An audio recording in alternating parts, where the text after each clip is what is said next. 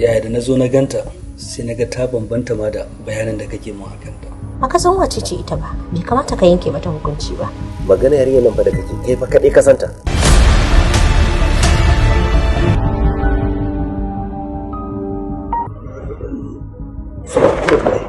Karima, lafiya? Ina je ka tashi da haula wallahi. Kara ka tashi daga nan gon. Karati zikirinka a nan ɗakin za mu kwana da kai. Gidan masoya.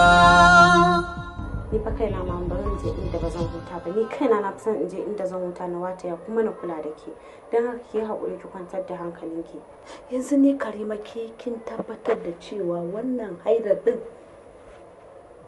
za mu samu abin da muke so. Ko da yake an ce duk tsuntsun da ya ja ruwa shi ruwa zai daka. Ruwa dai zai dake mu dai. Daga ni fa sai ita a gidan nan. Gidan masoya. Da yanzu a ce ke ya aura. Ni da ke a gidan nan ba hankali na kwance ba ina tare da 'yar uwata. Yanzu ya dauko mana wannan masifar. Gidan masoya.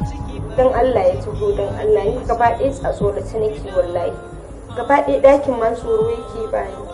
Ki ba da haɗin kai, ki ba da kai bori ya hau. Kawai shine magana. A yi sabgar nan a fili, a buɗe ka kawai in samu ku samu shine magana. Mijina baya gare kar kuma a je a samu wani matsala. Gidan masoya. Yata mahaukaciya ce tun daga wajen biki ta samu wannan abin shi ma ya sani. Ai an ce wajen da arjani shi ne ya ɗauke ta ya kai ta wajen. Anan ta kwaso. Karki damu, babu wata mace da zan aura in ba ke ba. Ta yaya za a kawai ka da mace? Baka taɓa ganin ta ba sai a hoto kawai sai rubutu.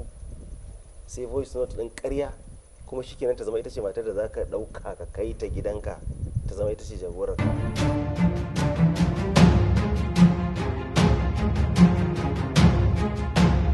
Wallahi ki rage kwalama ba ta da kyau. Allah kwalama ba kyau. Kwaɗayi kenan. Lafiya?